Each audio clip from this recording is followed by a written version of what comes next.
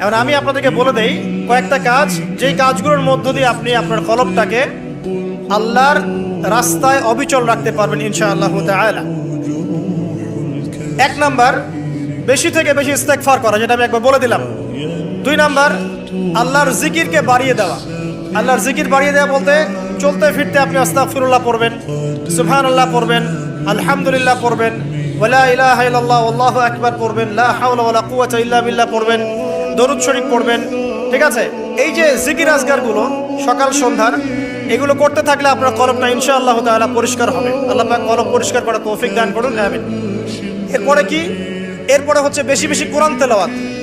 কোরআন তেলাওয়াত যদি বাড়িয়ে দেন, দেখবেন আপনার কলবের মধ্যে যত ময়লা এটা আস্তে আস্তে ঝরে পড়বে ইনশাআল্লাহ। সবাই কোরআন তেলাওয়াত করতে পারি তো ইনশাআল্লাহ? আল্লাহ পাক সবাইকে বিশুদ্ধ করে কোরআন তেলাওয়াত করার তৌফিক দান করুন এবং প্রত্যেক দিন কমপক্ষে 1 পারা করে পড়ার চেষ্টা করেন। আল্লাহ পাক তৌফিক ইনায়াত করুন, আমিন। কোরআন তেলাওয়াত করেন, আপনার কলবের ময়লা ইনশাআল্লাহ চলে যাবে। আল্লাহ পাক তৌফিক ইনায়াত করুন।